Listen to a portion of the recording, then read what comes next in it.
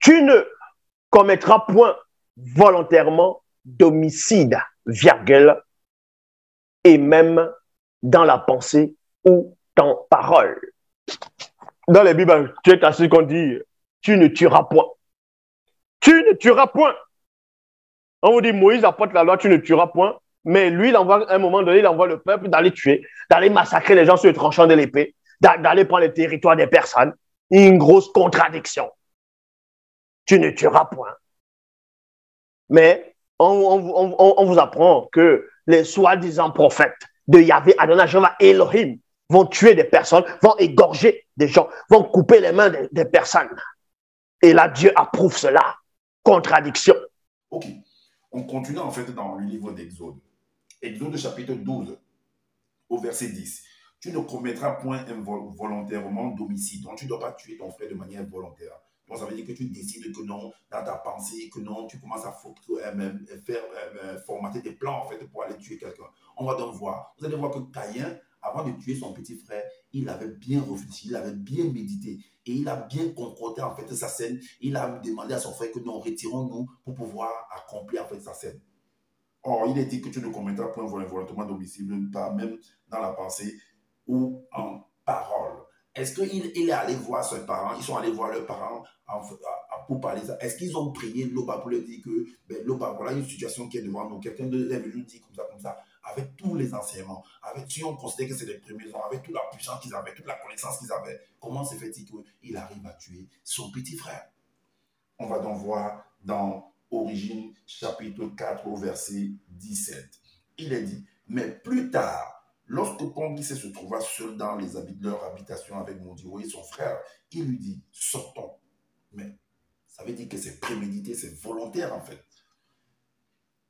Et allons aux plantations. Lorsqu'il fut dans les plantations, Pongisé, le petit ne connaît pas pourquoi il lui demande d'aller aux plantations. Hein. Or, seul Pongisé connaît pourquoi il lui demande d'aller là-bas. Lorsqu'il fut dans les plantations, Pongisé se suscita sur son frère, Mondiwe, puis il accablait de toutes ses forces. Ça veut dire que son petit est en train de se débattre, il est en train de pleurer, de crier et tout et tout. Et il l'a amené dans un endroit où il n'y a personne, que même s'il crie comment, personne ne va l'entendre en fait. Est-ce que vous comprenez?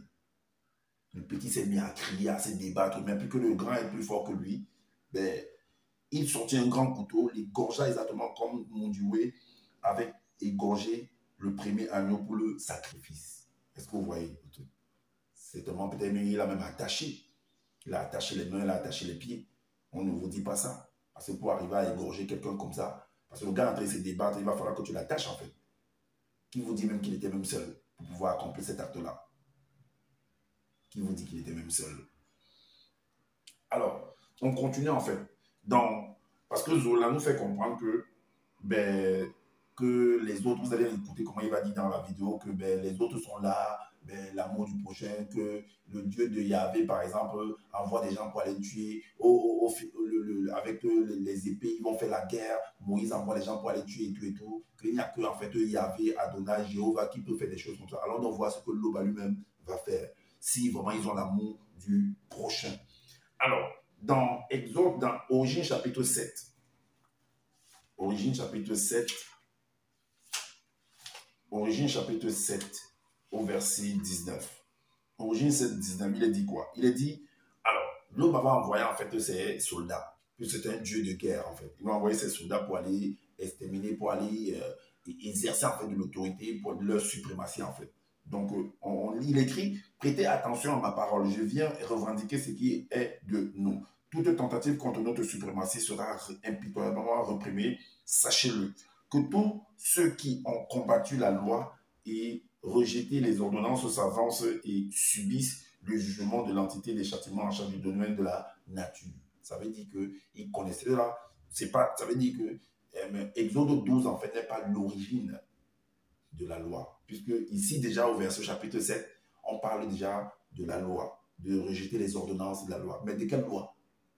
Une loi contraire à ce que Boussi est venu apporter, ou c'est ce que Boussi est venu apporter, que c'était déjà connu déjà. Mais comment se fait que tu nous dis que c'est à partir de Boussi qu'on parle de l'origine de la loi? Comment? Contradiction. Alors, on continue en fait. Comment l'Oba fait, comment il massacre les gens également. Il parle de l'amour du prochain. Voilà, qu'on ne doit pas tuer les gens, tu ne dois pas faire ceci. Alors, au chapitre 9, le verset 13, chapitre 9, le verset 13, il est dit, et voici venir sept puissants Bassangwa Tumba. Chacun d'eux avait son instrument de destruction. De destruction. Soyez sans pitié et n'usez pas de ménagement contre les démons et de toute race. Faites-les tous disparaître physiquement jusqu'à l'extermination totale de leur corps physique. Leurs esprits ne pourront monter, mais resteront dans le visible du visible et seront ainsi nommés mauvais esprits, esprits impurs. Est-ce que vous comprenez? Alors, le verset 20 nous dit, alors il va envoyer en fait, soi-disant, selon l'histoire, un déluge dans de l'eau pour pouvoir tuer en fait tout le monde sur la terre, selon ceux qui sont venus écrire. Donc, il va exterminer, il parle de l'amour du prochain. Alors, les non-initiés, les blancs et les sans-mêlés ne se doutaient point que c'était le déluge qui venait s'abattre sur la terre, excepté les initiés et quelques animaux connus. Le verset 21 nous dit, les entités des eaux qui ont autorité sur les eaux du déluge ont commandé aux nuages d'en haut et elles ouvrirent les portes des cieux. Les eaux mugissaient dans le ciel visible. Elles firent monter des nuages d'orage de type multicouche donnant des éclairs et du tonnerre, ainsi que des tornades sur toute la surface de la terre. Le verset 22 nous dit, une forte pluie diluvienne d'une puissance extrêmement abondante, violente et dévastatrice se déversa sans discontinuité sur la terre et ça a tué les gens. Où est l'amour du prochain?